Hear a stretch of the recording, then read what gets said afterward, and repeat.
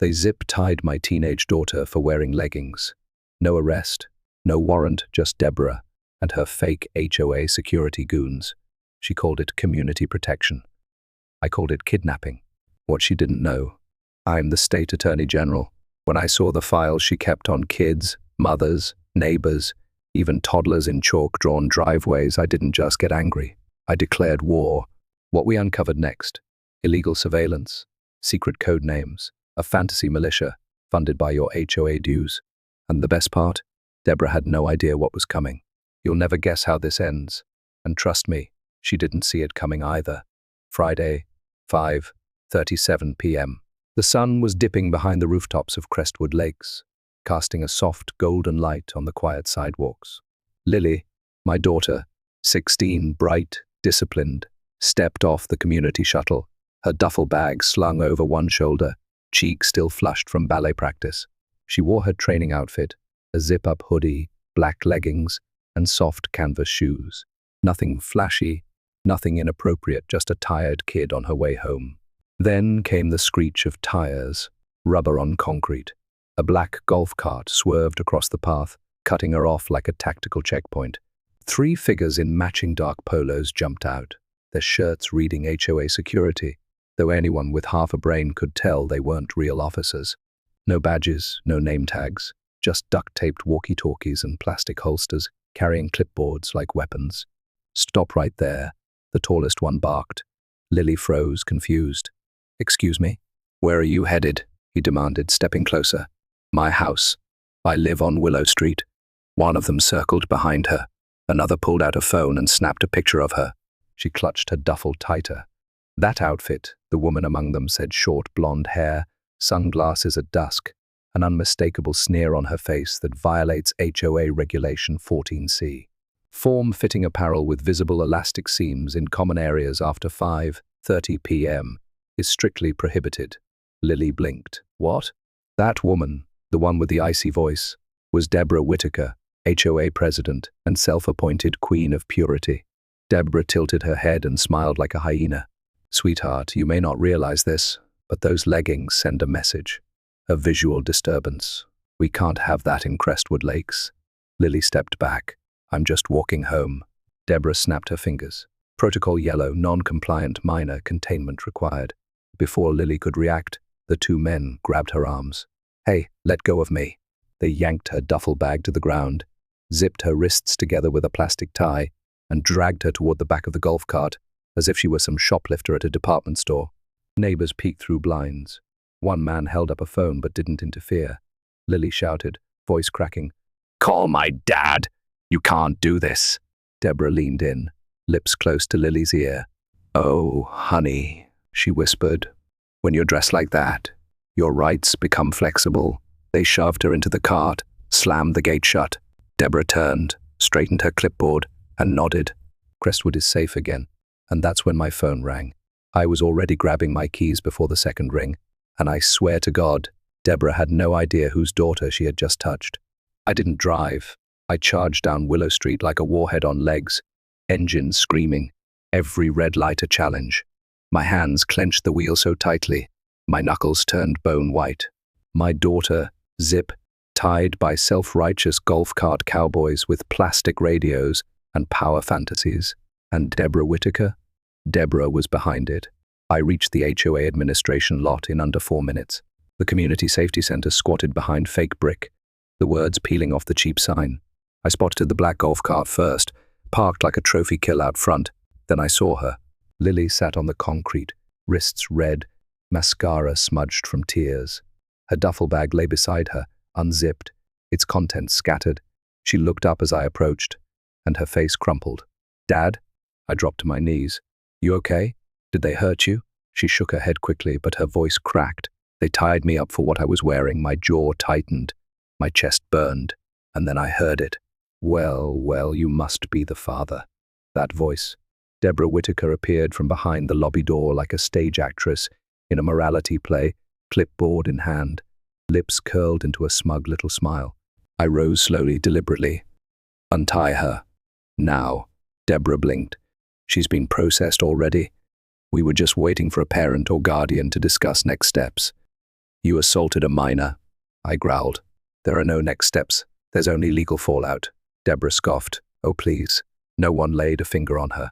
We followed HOA procedure, Regulation 14C, approved unanimously by the board last month. She's 16. You restrained her, photographed her, and detained her without notifying a guardian. You think that holds up in court? Deborah raised her chin. Crestwood Lakes is a private community. We have autonomy, and I am the state attorney general of this private community, I snapped. Then I pulled my badge. Deborah's face twitched. The clipboard dropped half an inch. I stepped closer. Let me be clear, Miss Whitaker. You just tied the daughter of a man who signs prosecutorial warrants with one pen and buries tyrants with the other. She tried to recover. You should have taught her to dress more appropriately. That did it.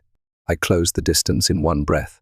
Say another word about my daughter, I hissed, and I'll make sure your name is etched into every case file on civil rights abuse this state has seen in the last decade. Deborah's smile slipped. I turned to Lily, gently snapping the zip ties with the multi-tool on my keyring. Her wrists were raw. Deborah cleared her throat. This feels unnecessarily escalated. You haven't seen escalation yet. I straightened, tucked my badge away, and said one more thing before walking her out. You picked the wrong girl, Deborah, and the worst possible father. If seeing Deborah zip tie a teenage girl made your blood boil, drop a 9 in the comments, and let's show her this community fights back. That night, I didn't sleep. I filed the emergency motion at 9:46 p.m. By 10:15, I had authorization. At 10:57, I returned to the HOA's so-called administrative annex with 2 legal aides, a deputy clerk, and a digital warrant signed by a state judge. We didn't knock. Deborah was there. Of course she was, sitting behind a faux mahogany desk like it was a throne. She didn't even stand. You're back, she said, voice syrupy. Did your daughter need an apology card? I slammed the warrant on her desk. No, but you're going to need a lawyer. Her smile didn't falter. This is overreach. And what you did today was kidnapping. My aide began copying the server. I headed straight for the filing cabinet marked Civic Harmony Enforcement. The top drawer had folders, thick ones, color-coded tabs labeled with names: Lily Thompson, Claire Nichols, Fatima Halim. Each file had a photo, clothing critiques, time of day logs. Some even had hand-drawn red circles on certain body parts. I turned to Deborah, cold fury churning in my gut. You're cataloging teenagers like their violations, their visual disruptions, she snapped, rising now. Our bylaws protect community standards. I opened a drawer marked repeat offenders. Inside, a manila envelope labeled Target A, Youth Flag Girl, another Target C, Gym Mom. Some of the photos were taken in people's backyards, at windows. I clenched my fists. You didn't just violate decency, you obliterated it.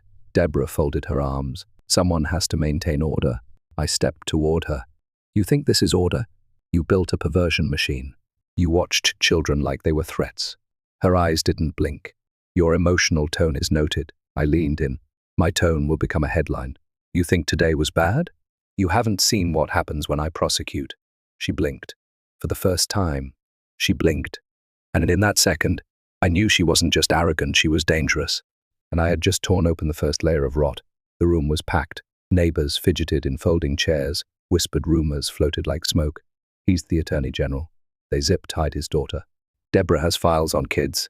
The HOA had called for an emergency town hall to address miscommunication. I sat near the front, Lily at my side, chin high, her wrists still red. Then Deborah entered.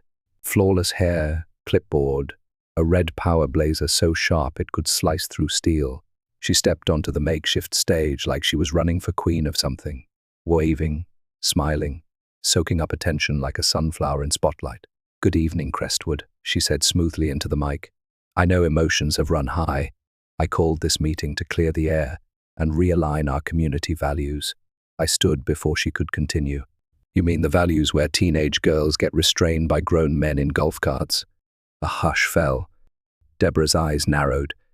Mr. Thompson, you've had your moment. Let's keep this civil. Civil? I snapped.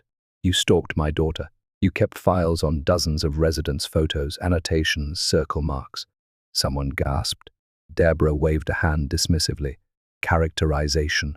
What I have is a standardized documentation protocol designed to address aesthetic disharmony. I cut her off. You catalogued people like zoo exhibits. You named them Target A, Gym Mum, Youth Flag Girl. I turned to the AV team I'd brought. Roll it. The projector lit the wall behind her. Grainy footage, black and white, a girl jumping rope in her front yard, labeled excessive movement, midriff visible. Another clip, a mother watering plants in shorts, with Deborah's voice in the background. This one refuses to tone down. Documented again. The crowd shifted, murmuring. Deborah turned pale.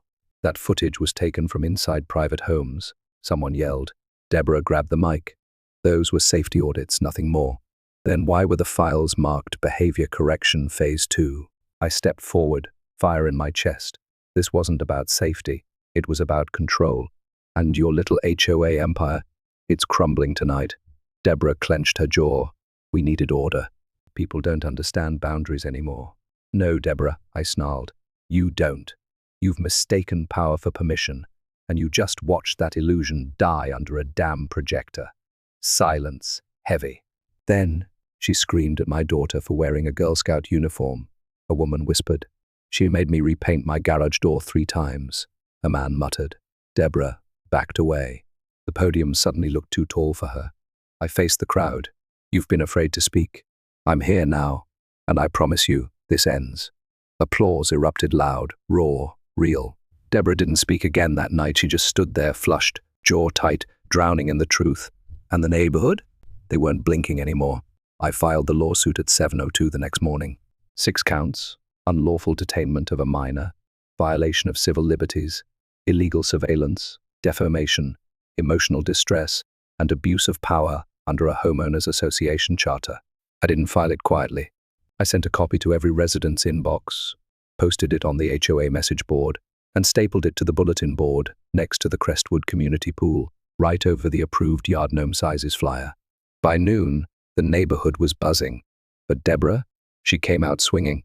She held a press conference on the steps of the community center, flanked by 2 HOA members who looked like they'd rather be anywhere else. Her tone was ice in a blender. This lawsuit is not only frivolous, it's a targeted smear campaign. I have served this neighborhood with distinction for 8 years. My record speaks for itself. I stepped forward from the crowd. Yeah, it does. You left fingerprints on every privacy violation this community has endured. Deborah locked eyes with me. I've protected this neighborhood from chaos. I barked out a laugh. You've manufactured it.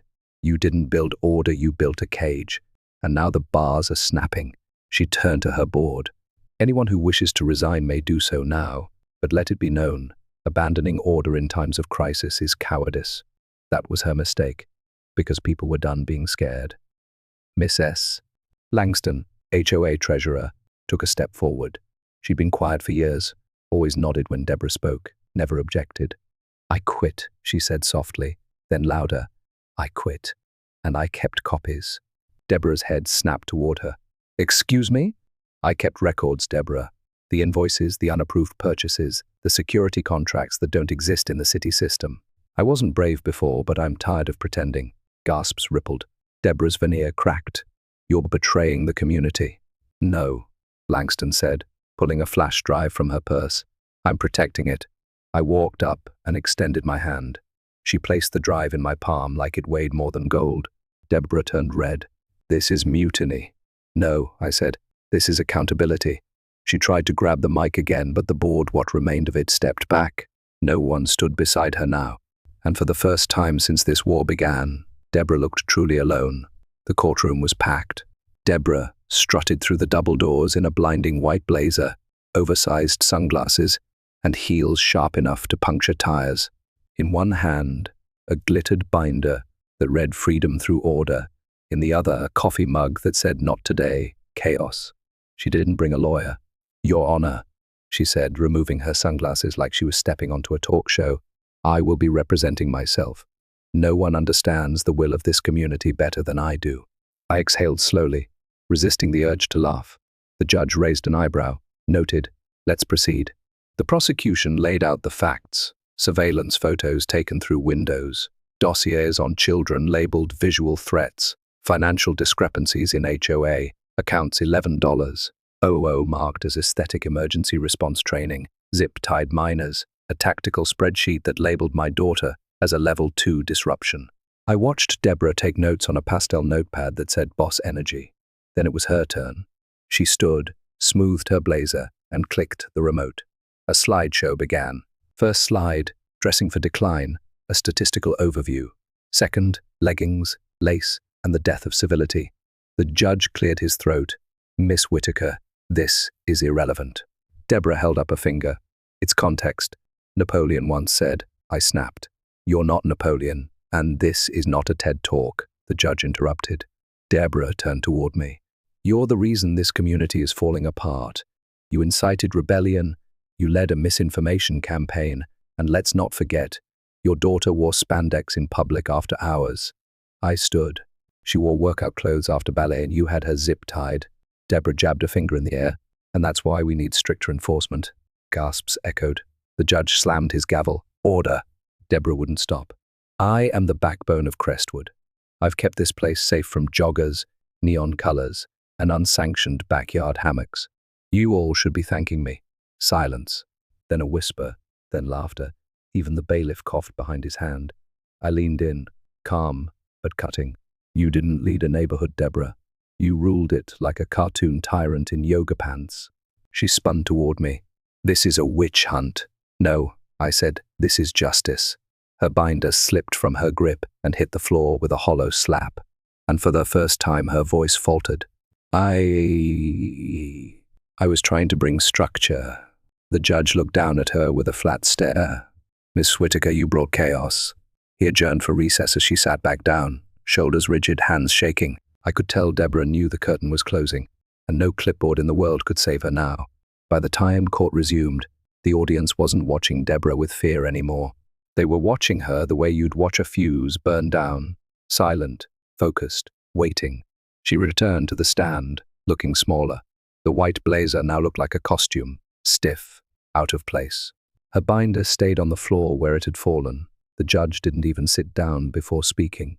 Miss Whitaker, this court has seen the footage, the files, the financial discrepancies, the targeting of minors. You are hereby found. Deborah jumped to her feet, interrupting. No, I demand a mistrial. This courtroom is biased, tainted by hysteria and low-grade fashion. Gasps, a few laughs, but no sympathy. She pointed at me. He used his daughter as a pawn to destroy me. I stood slowly, deliberately. You zip-tied a teenager. You spied on families. You used HOA dues to build a paranoid little regime. And you did it all with a smile and a clipboard. You weren't protecting order, Deborah. You were feeding your obsession with control. She barked out a laugh. I maintained standards. This neighborhood was clean, respectable before you. You mean before people got tired of being afraid? I turned to the crowd. Before a child couldn't walk home from ballet without being treated like a threat. Before residents were labeled and monitored for wearing tank tops or having wind chimes. One by one, people nodded. Deborah's voice cracked. You're all ungrateful. I made this place livable. A man in the back rose. No, you made it a prison. A woman near the aisle added. You made my daughter cry for wearing yellow. Deborah spun toward the judge. I'm the president. He didn't flinch. You were. Not anymore. He looked at me. Mr. Thompson. Any closing statement? I stepped forward, voice calm but edged with steel. This wasn't just about my daughter.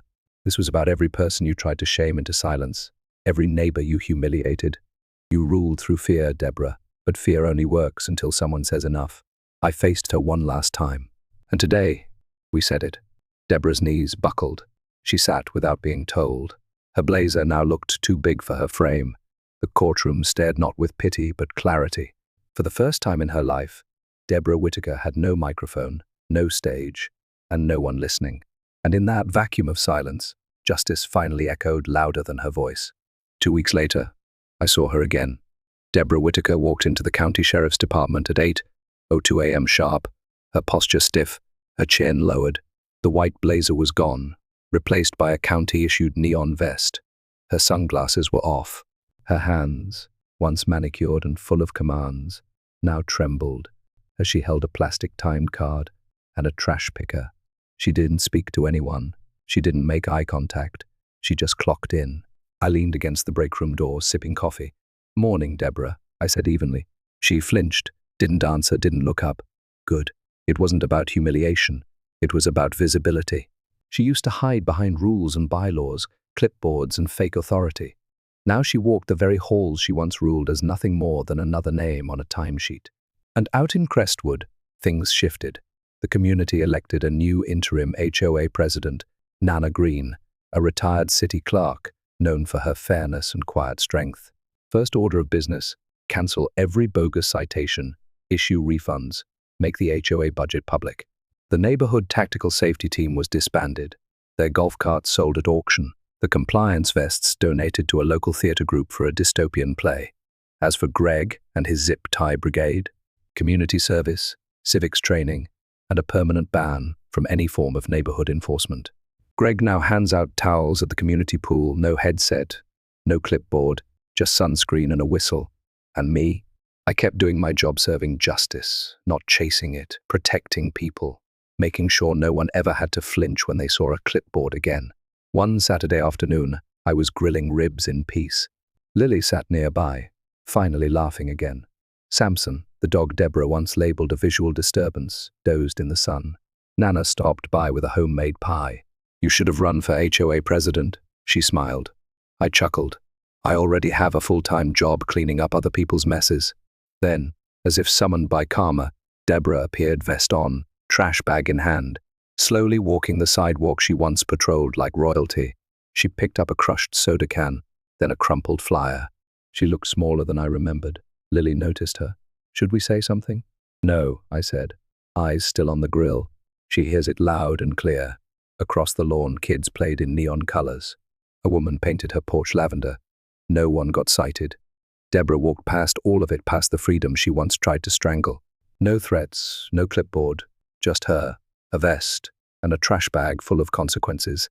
The air smelled like grilled ribs, cotton candy, and freedom. Crestwood's first real community celebration in years pulsed with life. Children chased balloons across the green. Dogs wagged freely, without leashes of fear. Music floated from speakers that no one had to register. And no one, not a single person, held a clipboard. This wasn't just a barbecue. It was a funeral for tyranny.